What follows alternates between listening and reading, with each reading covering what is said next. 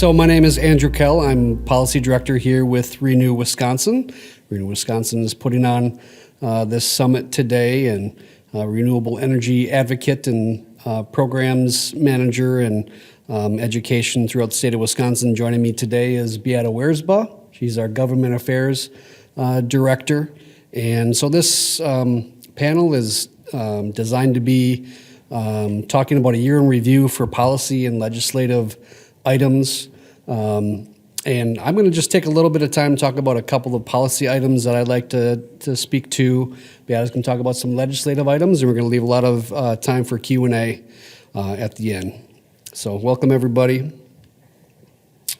So I just want to talk about, first of all, a federal item that is not an elephant in the room. We all know it has happened, but the federal investment tax credit being phased out very quickly. Can't ignore the impact that's had and will have in the coming years for renewable energy development. So that's going to be one item that I focused on here initially.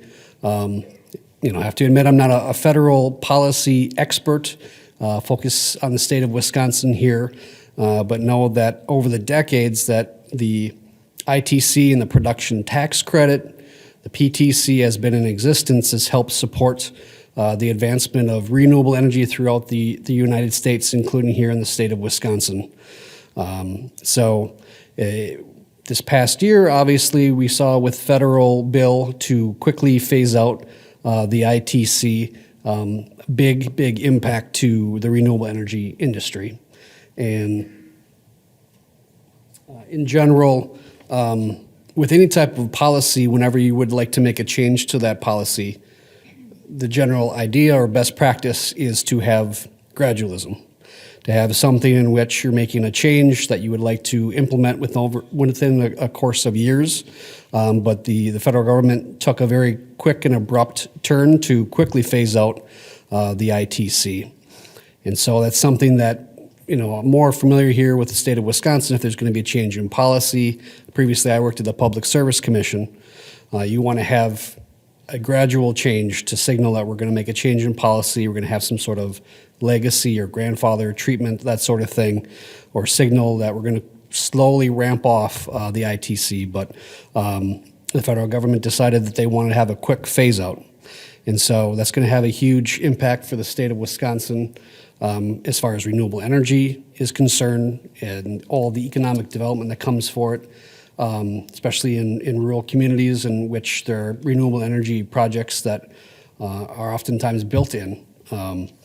So there's a couple of impacts that I want to concentrate that could have a little bit of a different impact in different ways. So first of all, utility scale, transmission interconnected renewable energy projects, solar, and oftentimes paired with battery storage, wind projects. I think we'll start to see wind projects paired with storage as well. So we could eventually see fewer projects and smaller projects as a result of the ITC being quickly phased out and not having that support of the federal government for a tax benefit for these projects going forward. But I think we're still going to see strong growth in renewable, and I think that's probably what you've heard from multiple speakers here today. So ultimately, when renewable energy projects go forward and there's no longer that tax break, in the state of Wisconsin, utilities will either develop or acquire these assets and then put it in what's called the rate base, and retail ratepayers will, over time, pay for those projects as well as all the generation portfolio that the utility owns. So ultimately, when these projects become incrementally more expensive, that's going to have, in the long run, an impact to retail rates for all ratepayers. And again, if that's quickly phased out as it was, little time to plan for that in the projects that are going forward, big question marks about which projects are going to be applicable to the safe harbor and which are not, and ultimately we'll find that out. So we don't know what the general bill will be on the impact just yet, but we know there's going to be an impact. But probably the biggest impact that's already happened is on the customer-owned distributed generation rooftop solar industry. So if residential customers in particular, they know and realize the federal investment tax credit is a big incentive to invest in solar on their rooftops. And in the conversations that we've been having with our members, it's a big impact. A lot of customers are trying to get in and install systems as soon as possible at the end of 2025, and a lot of uncertainty now in 2026.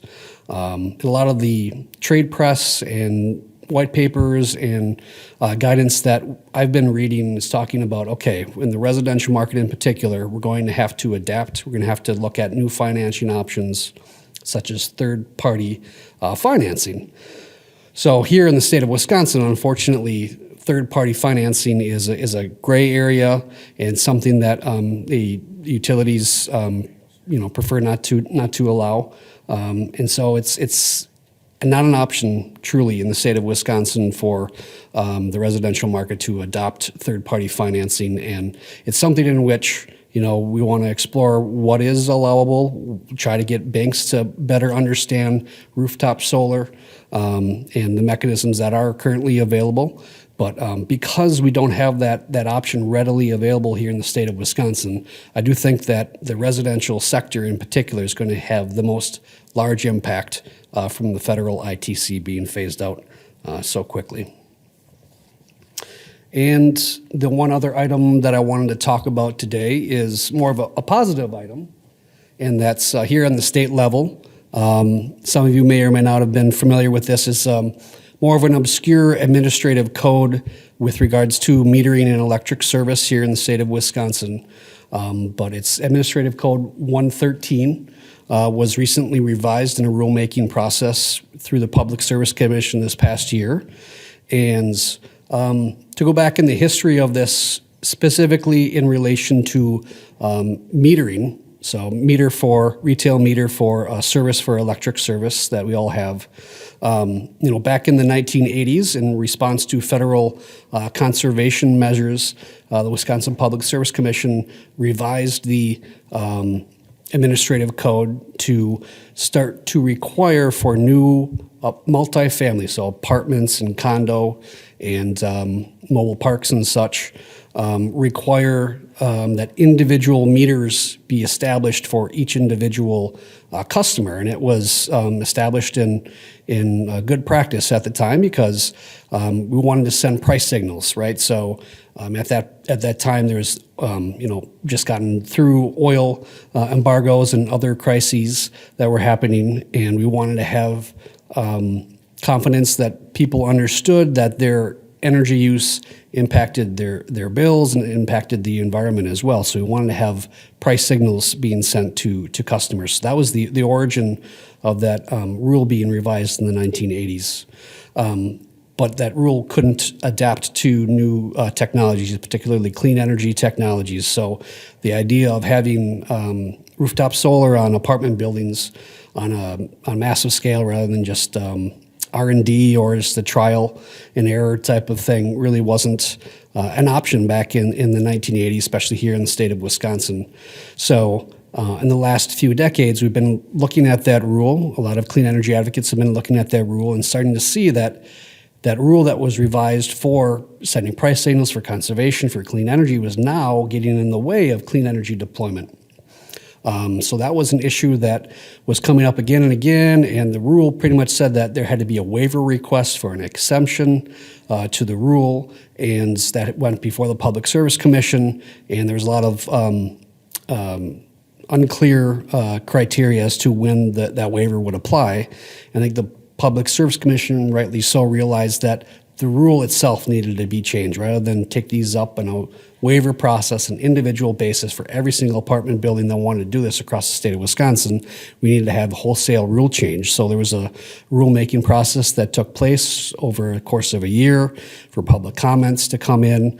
And ultimately, this past year, the Public Service Commission did change the rules and basically said that individual metering for a whole multifamily building is possible if certain criteria are met. And so now that rule is just starting to be implemented. We don't know exactly what the impact is to that, but it's a brand new opportunity.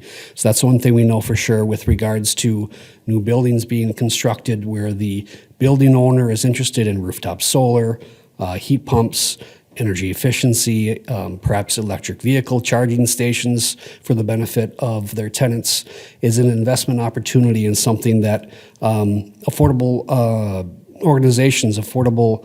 housing organizations can collaborate as well and support the deployment of clean energy technologies that can lower rents, lower electric bills, and help out in economic development and environmental impacts throughout the state of Wisconsin. So those are the two issues that I wanted to cover. I'm going to now actually turn it over to my colleague Beata Wiersba. She's going to talk about some legislative issues, and then we're going to open up to a lot of Q&A for the rest of the session.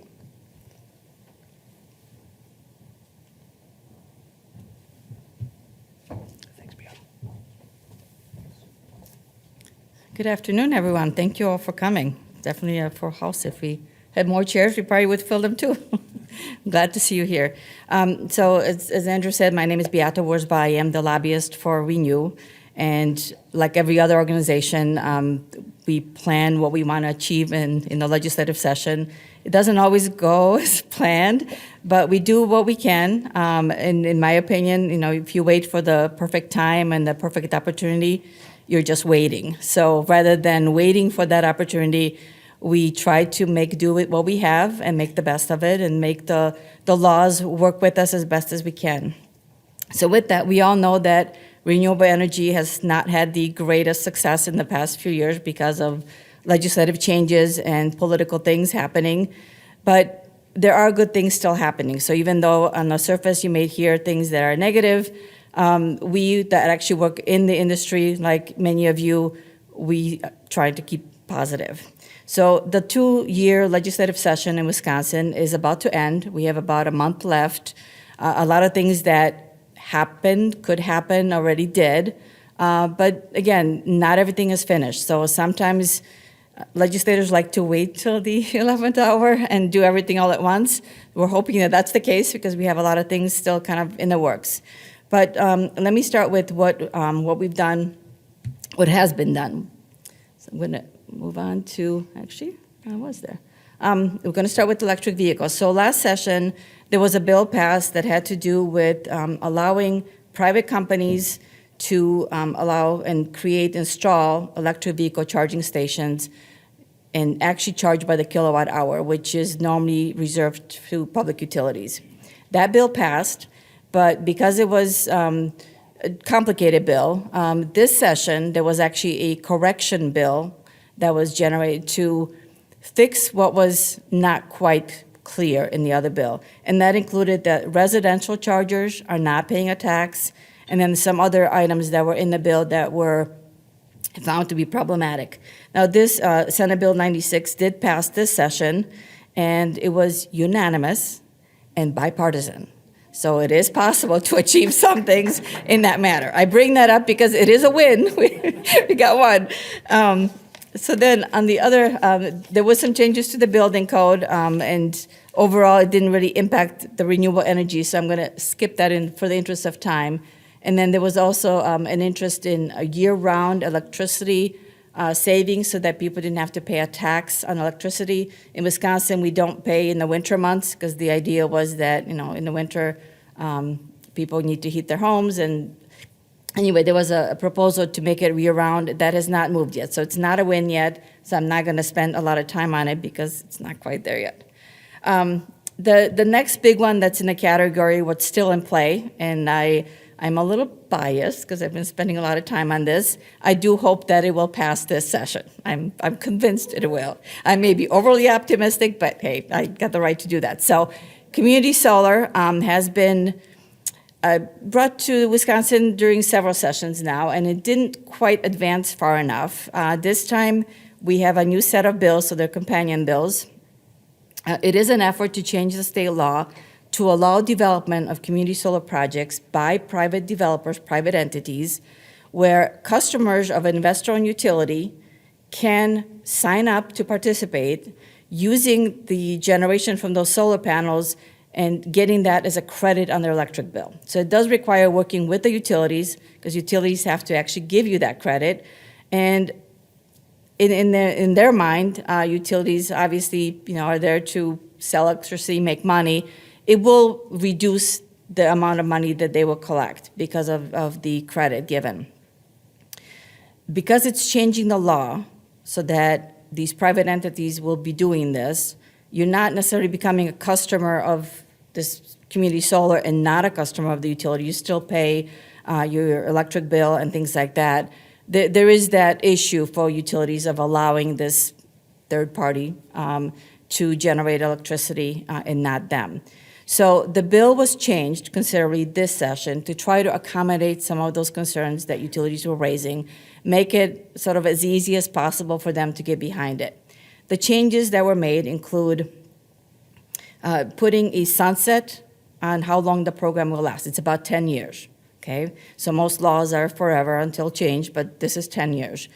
There is a minimum bill required. So even though you're a customer and you're participating in this program, you would still have to pay a minimum bill of $20. That would cover all the utility costs so that they wouldn't be losing revenue. It requires a cap, so only 1,700 megawatts of these projects will be created over the 10 years. So again, not all the time, not forever. There's a required review by the Public Service Commission in 4 years so that, again, if a certain area of the state or a certain utility feels like they're being impacted by this negatively, the commission can make some changes through the legislature. There's a dual use requirement of the land. So if there's an opportunity for grazing or agrivoltaics, that would be incorporated into the solar panel project so that it's not just solar. Again, this is intended not just for the utilities, but to get support from other legislators, other groups. So the changes were made to make it a little bit more inclusive.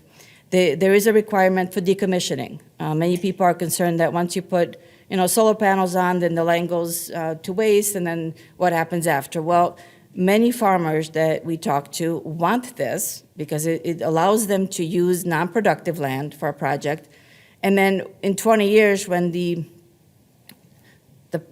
land is no longer leased, maybe the grandchildren want to get back into farming, it can actually be put back into farming. So it's meant to be, there's a decommissioning component to it, so that way you put it back into farming so that basically the panels are recycled and everything else.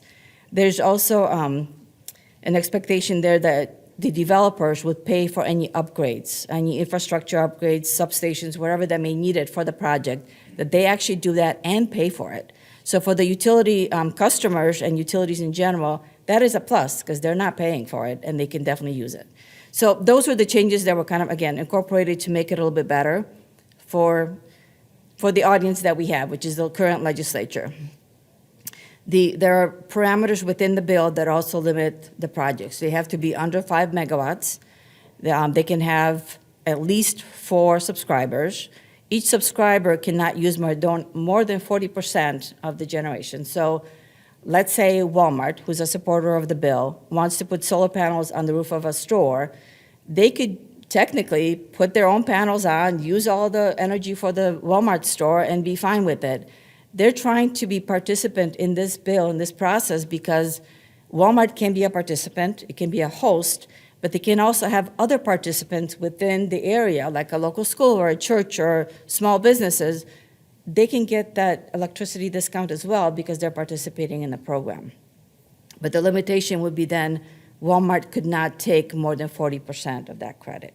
And again, limitations intended to make this a little bit easier to digest for some people.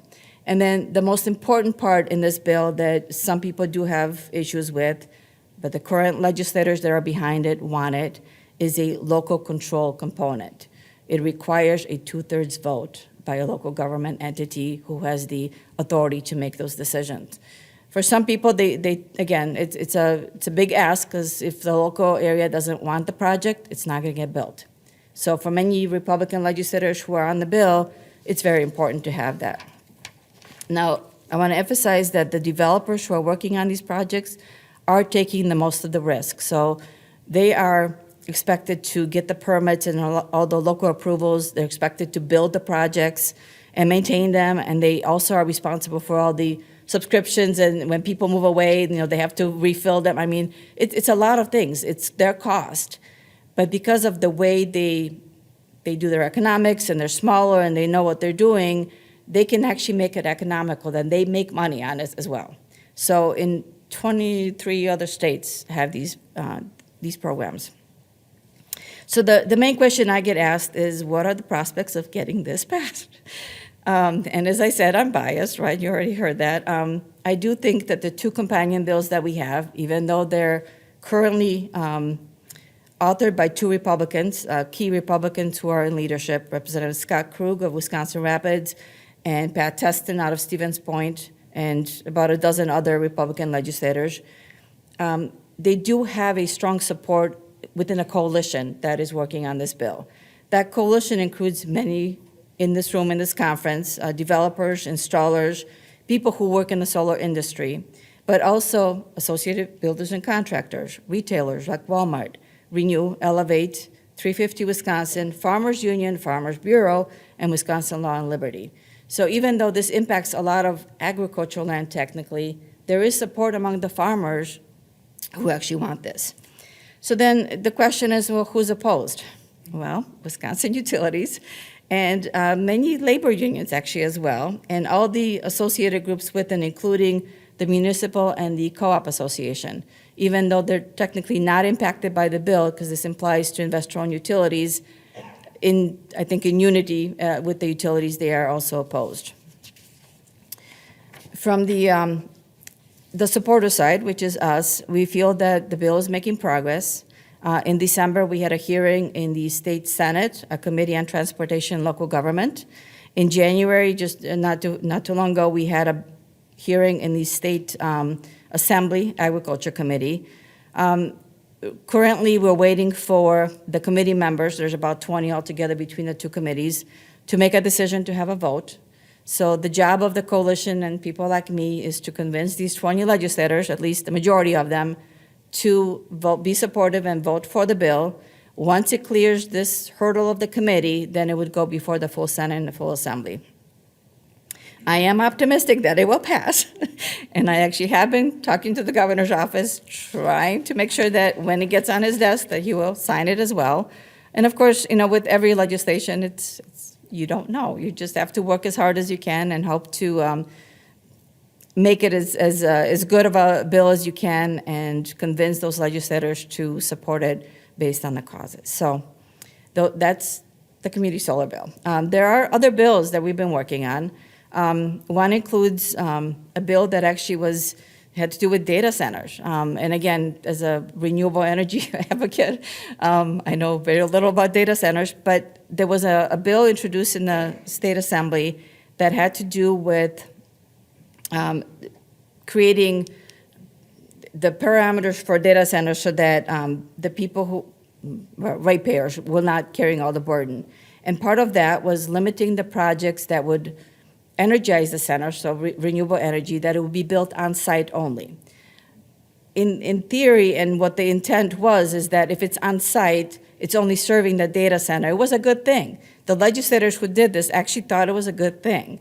But when you now talk to them and say, okay, well, that's all you have is what's on the data center, that's not a lot.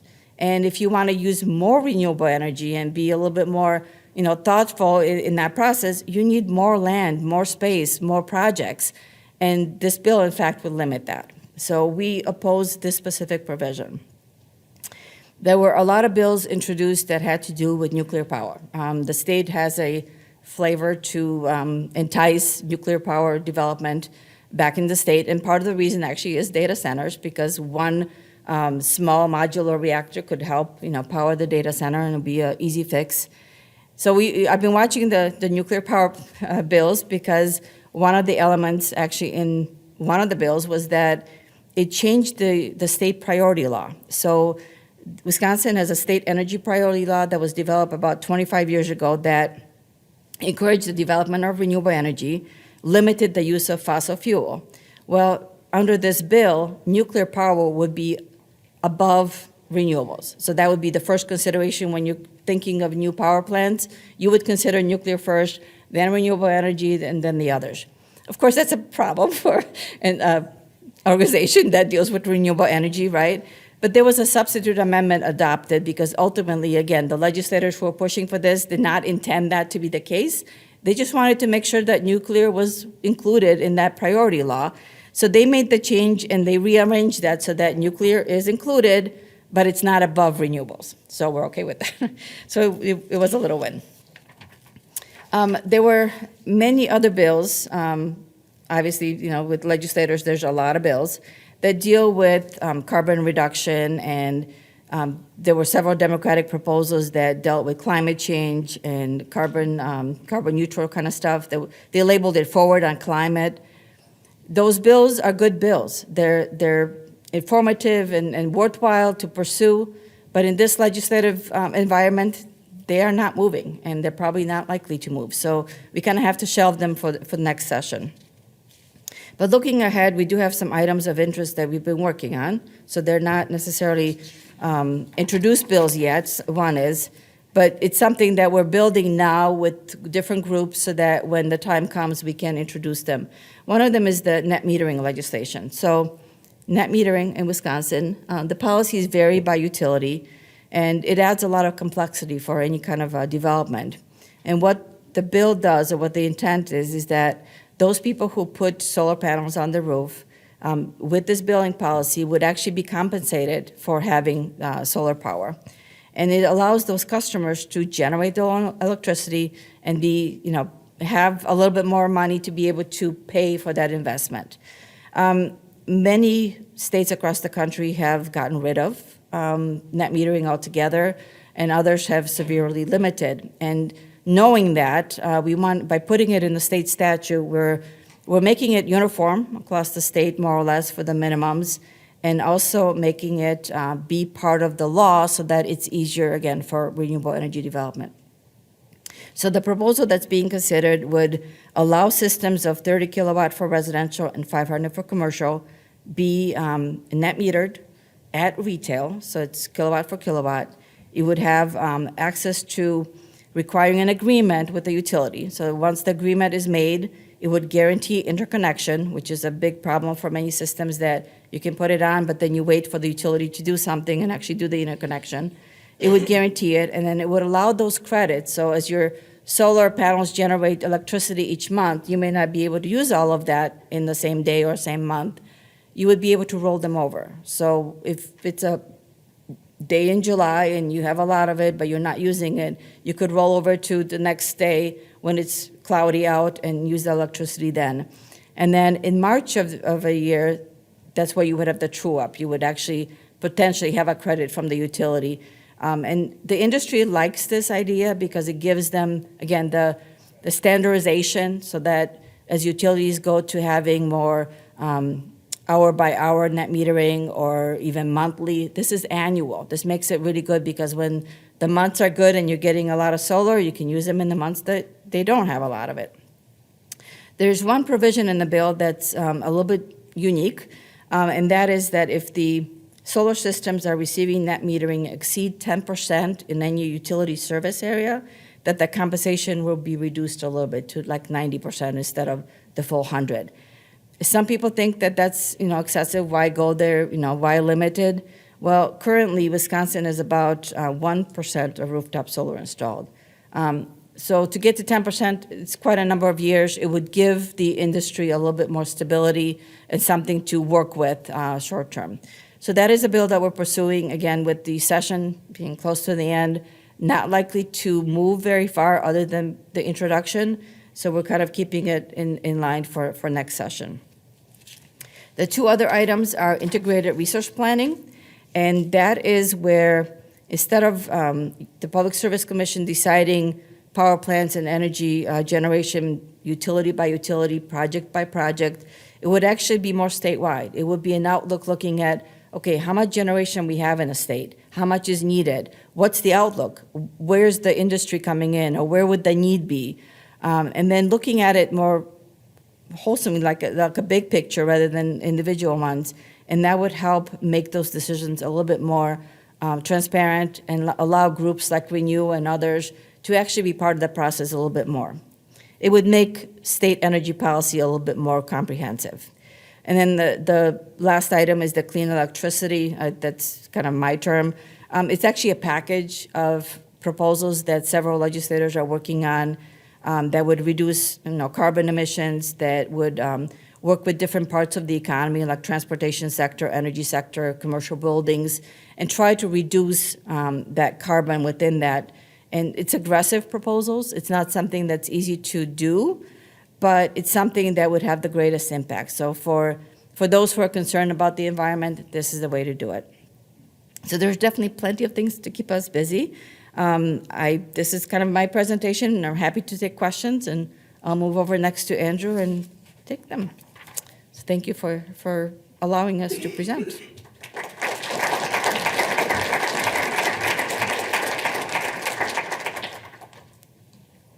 Thanks, Beata. And so we've got 2 microphones in the room here for question and answer. I know that there's an app option as well. We'll try to monitor that, but microphone would be preferable. Hi, great presentation. Just a quick question on the net energy metering. Did I hear you say that it would be statewide 1-year true up, and the utilities are actually behind that?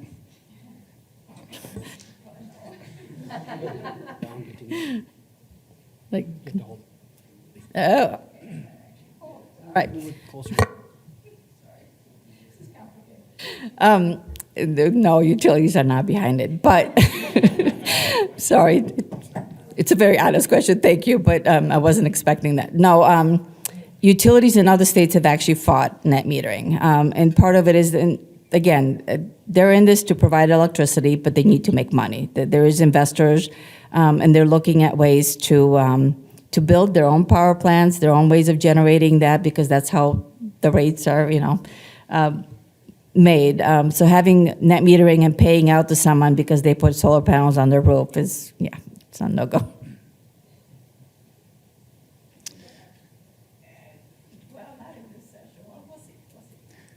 Hi, thank you. Brett Fanshaw with Solar United Neighbors.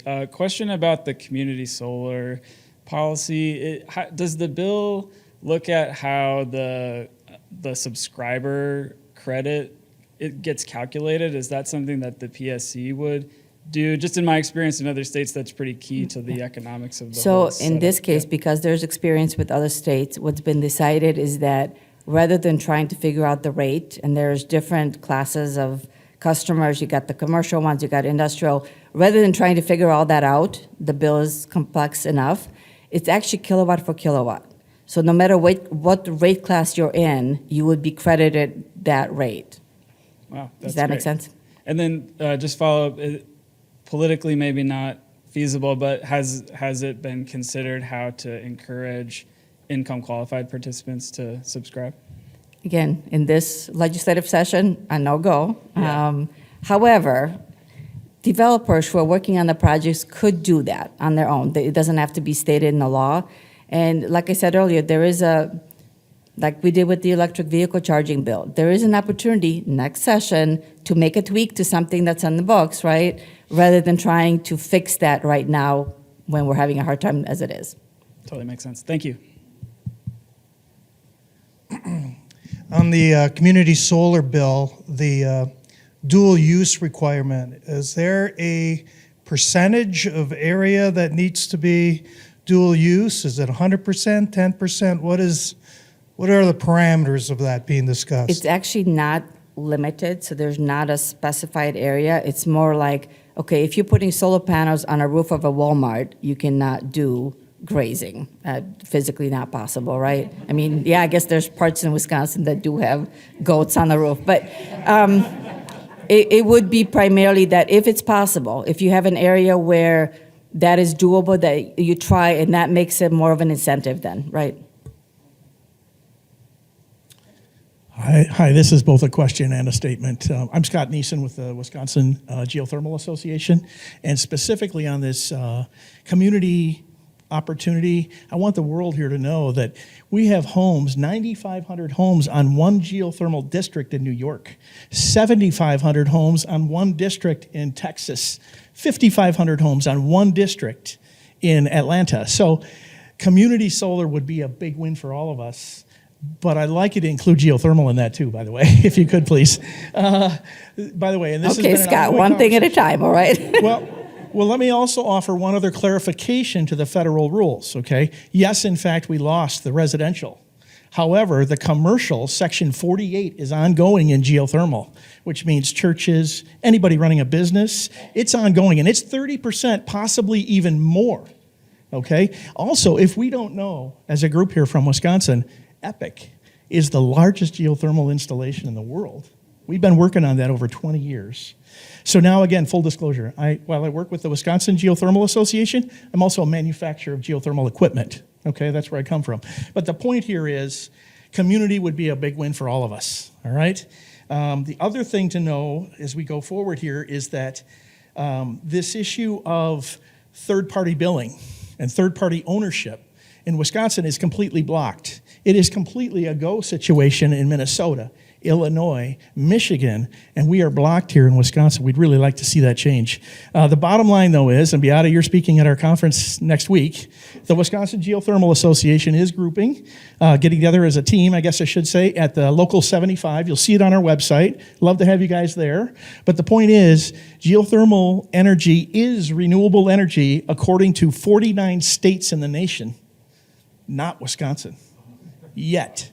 They pushed us over to the conservation products, such as insulation and windows, and the answer that I was given 15 years ago when I asked why that happened, to Tyler, by the way, was there's more money over there on that side, and solar's going to use up all the money that's available in renewable energies. But don't forget, folks, geothermal is renewable energy. We're doing a heck of a lot of it around here. It doesn't get a lot of attention because there's not a lot to see, right? Most of what we're doing is happening below ground. But I just want everybody to know that the changes to the federal incentive were to Section 25. Section 48 is ongoing, which is any business, church, you name it. And we are among the largest installation in the world here with EPIC. And it's only growing at EPIC, by the way. Has everybody seen the next phase that's coming? As well as they're going to build another campus in Ireland. So EPIC is setting the example for us all to follow. We at the Geo Association and we in the geothermal industry would like your support. The final comment I have is what's holding back geothermal? One thing, talent, right? We don't have enough technicians who understand the refrigeration circuit or the electronics involved to get that done, okay? We could use any technicians, any engineers, anybody from that side, and I just want to mention to everybody that truly talent is the only thing holding us back in terms of adoption of geothermal. However, that being said, we're doing very well, meaning our factories are running full speed. We have added capacity among the 4 major manufacturers here in the United States, which, by the way, all the geothermal is made right here in the United States. I leave you with that. I suspect we'll be talking more about this next year. So that did actually, maybe I missed it, but is there third-party ownership? Was that on any of the legislation, or is that being considered for next session? So it's not directly third-party ownership. It's specific to the community solar projects. And under the current legislation and current legislature, third-party has not been attempted. But again, next session is possibly different things you can consider. Good afternoon. Is it this on? Yeah. Good afternoon. Thanks for the interesting update. One provision I was curious about in the community solar bill, and from my experience in local government before I became a solar developer, is the 2/3 majority threshold. And I'm curious if any local governments have spoken out against that, because it seems, excuse me, it seems kind of like the state dictating against home rule municipalities and counties what the threshold for approval will be. Thanks. As far as I know, no. 2/3 is kind of a generous way to look at it. For the most part, the legislators that have been working on this thought that that was a good fix and felt that they would be supported. But no local government has actually come out, saying this is what we want. It's just there. Okay, ask some questions of Andrew. You got all the fun stuff. Yeah, I guess. Hi, John Stolzenberg. This is for Andrew. I looked at the PSC order in the recent MG&E rate case and was pleasantly surprised to see what was there in the settlement agreement that the PSC approved. And I was wondering if you could update us on what Renew has in mind, for two elements that specifically mention Renew. One was that it's reasonable that MG&E commits to work with CUB, Renew, and BPSA on a plan to increase adoption of residential time of use rates. Why don't we start there? Sure, yeah, and so you're referring to MG&E rate case. There were three major utility rate cases last year that the rates took effect 2026 and 2027. Two out of the three resulted in settlements, including MG&E. And so, yeah, there were some collaborative items for both the rate case settlement for MG&E and Alliant. And one that was very similar was collaboration on time of use.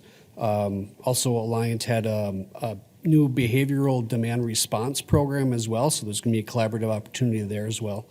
So yeah, from renewable perspective, right, time of use, it's a risk reward. So we definitely want to investigate how that could help inform solar installations going forward in the future, knowing that a lot of customers have already installed solar under a certain regime, right? So we're very interested in collaborating that. Utilities have been changing their time of use designs. So the most obvious and widespread design is 12 hours on, 12 hours off during weekday. So 12 hour, 12 off period. Alliant Energy has more of a dynamic three-tiered system that's seasonal as well, setting a very high price for essentially summer critical peak pricing as well. So yeah, we want to collaborate. We want to see what future designs will be. We want to see how education will be out there because of that risk-reward nature. A lot of customers, residential customers, are going to be risk averse, and they're not going to sign up for it. Even though they may have an opportunity to save on their bills, right? So I know Alliant has put together tools to be able to compare your bill under a flat rate or under a time of use rate. MG&E may discuss that as well. There are examples that exist both in the state of Wisconsin and outside of the state of Wisconsin, tools, education, and collaboration opportunities. So taking that a step further, are you considering using those as both with Alliant and MG&E as opportunities to talk about other types of time of use rates? For example, New York Times just had an article on heat pumps and talking about Minnesota and another state that had time of use, but it was based upon summer versus winter. And you could make the economic case that those are summer peaking utilities. And so have a break for your heat pump in the winter is a win for the utility and it's a win for the homeowner. Is that on your plate? Yeah, so great question. So seasonality is being incorporated in time of use right now. Heat pump adoption is another.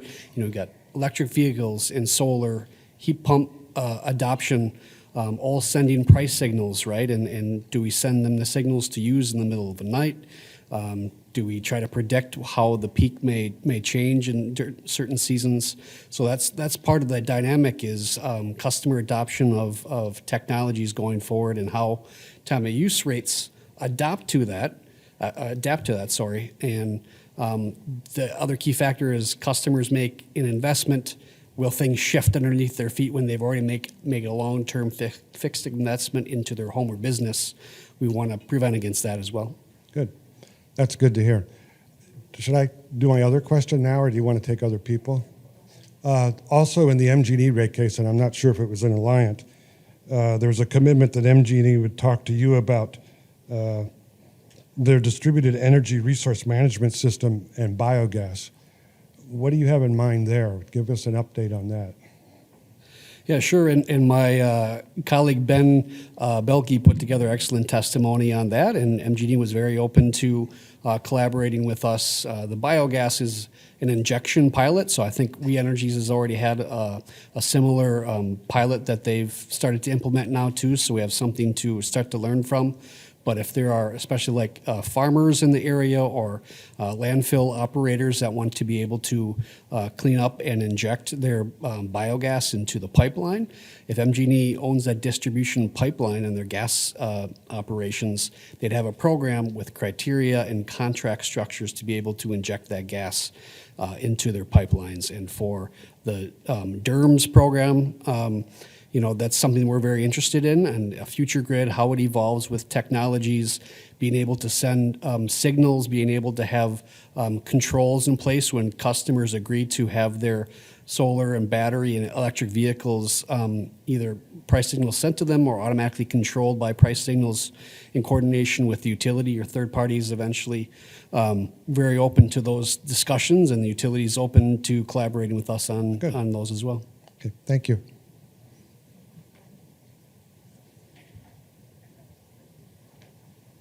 Hey, y'all. We have a big election on the horizon here in Wisconsin. Our legislature could look a little different or a lot of different. We heard some really good ideas in the data center keynote at lunch about the role that IRPs or third-party ownership. I'm curious, what's at the top of your laundry list for taking advantage of this potential opportunity in front of us, and what's your call to action for everyone in this room to engage with gubernatorial candidates and other people running as we approach this next election? Yes, that's mine. The call to action would be to get to know the candidates. I think part of the election process is choosing the person that best represents you. I've always, thought that by knowing who they are, knowing what they stand for, you pick the people that best represent. And then once that happens and you have the elections and you have a new slate of legislators, even if the parties don't necessarily change, there is a new set of legislators that come in every election. There is an opportunity to educate them about the issues that are important to you, educate them on the industry. So we start that, and then there is an opportunity for pursuing all these issues all over again. For me, it's like, yes, no, this session maybe there was not quite the support, but every time there's a change with new legislators and overall, whether it's a party change or not, it is an opportunity to try new things. So third party, IRP, net metering, all those things will be on the agenda for us to work with. And we are working with several coalitions. Some of them are in the room, Clean Economy Coalition and Community Solar Coalition and others that kind of get together and coalesce around different issues that are important to us. And we are stronger because we have a larger group of people working. So definitely plan on that. I echo those comments. Hi, Dave Loomis, and I was wondering if you could comment on a shift that seems to be taking place. Traditionally, we've seen independent power producers being the one proposing utility scale projects and either selling those projects to investor-owned utilities or signing large PPAs with, like we heard at Microsoft.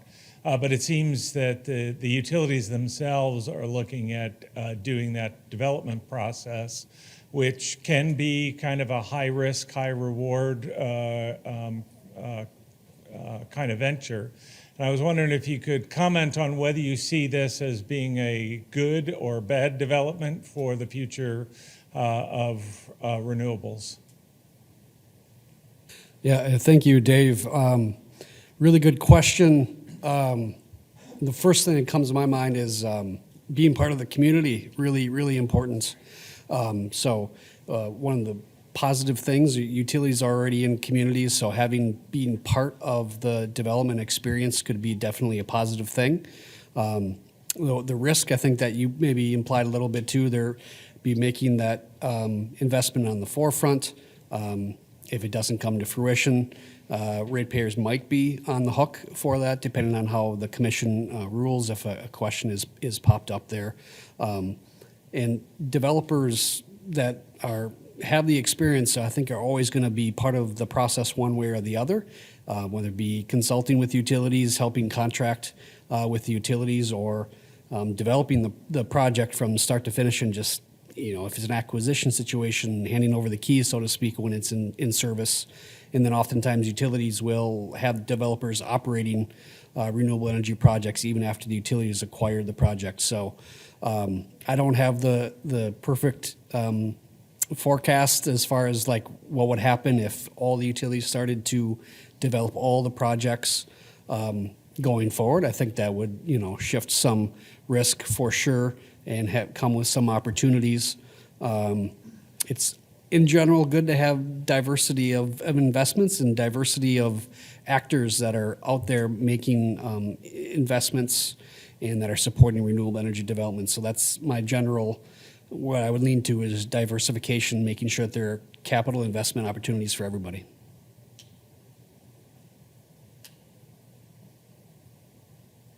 Any other questions? Thanks, Heather. We'll do one more question. I know the session's ending, and then we're going to have last speakers and stuff I'll mention. Okay, great. I'm Heather with Elevate, and I'm Heather Allen with Elevate. I'm so glad we were able to support in the community solar legislation. Here's my question for you two, for both of you. If you could wave a magic wand and do anything in the policy or legislative space to boost the Wisconsin clean energy industry in 2026, what would you do?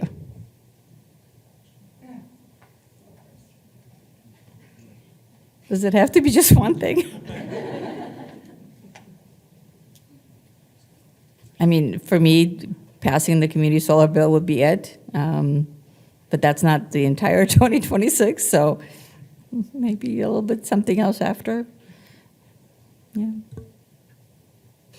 Yeah, I mean, for me, given the first thing I talked about, loss of the ITC, I think customer-owned resources are most at risk. So I think having some minimum standard for net energy metering would ensure that those investments can still take place.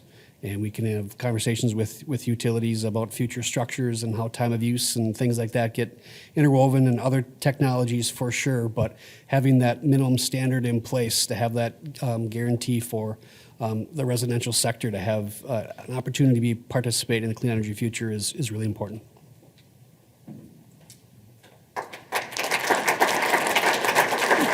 Thank you all. Thanks, everybody.